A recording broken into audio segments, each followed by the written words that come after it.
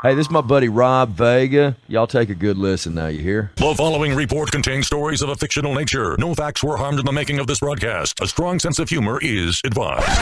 This is Vaguely News. Good morning to you. It's Saturday, September the 2nd, 2023. This is your Vaguely News wrap of all the stories at this hour. I'm Rob Vega.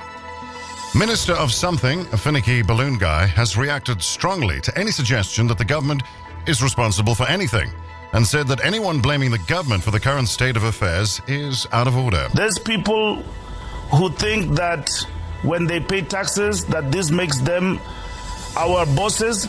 Well, this is wrong. We don't work for you. We work for ourselves just like you.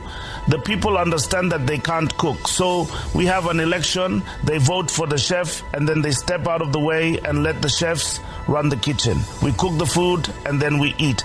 We are leaders, so we lead. We are not accountants, so we are not accountable. Look it up. There's been widespread condemnation of World Rugby's new rule ahead of the start of the Rugby World Cup on Friday that requires teams to field players that can speak at least 2 languages. Officials say that this will improve communication and make the tournament more inclusive.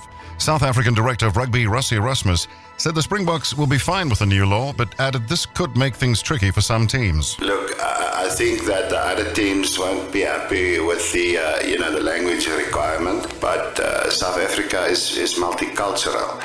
We have so much diversity, and our players speak lots of languages, so this rule won't be an issue for us. Most of the players speak at least 2 languages, some 3 or 4, and then there's Sia, and then he speaks about 20, and that's why he's the captain. He can talk to anyone and they will listen. He's a very good communicator, and that's why we picked him. And he's quite good at rugby too. And finally, following widespread condemnation of last week's national ballot in Zimbabwe, UN Ferry General Pinocchio Cruzes has called on the South African government to seize control of the country until new elections can be held. We call on the South African government to take over control of Zimbabwe until such time as a fresh election can be held in the country. We appreciate that this is a difficult thing to ask of our African brothers, and therefore we will be providing funds for the administration of Zimbabwe. These funds will be shipped using large industrial-sized couches carrying large sums of cash. We are not at liberty to say how much these couches will contain in order to comply with local tax laws. For Vaguely News, I'm still Rob Vega. More on the Rob Vega Show next Saturday. You can catch today's Vaguely News stories on robvega.co.za or on my Instagram, World Voice Guy. And from Monday on hot1027.co.za under podcasts. Rob Vega, 9 a.m. to 12 p.m. weekends on Hot 1027. Rob Vega.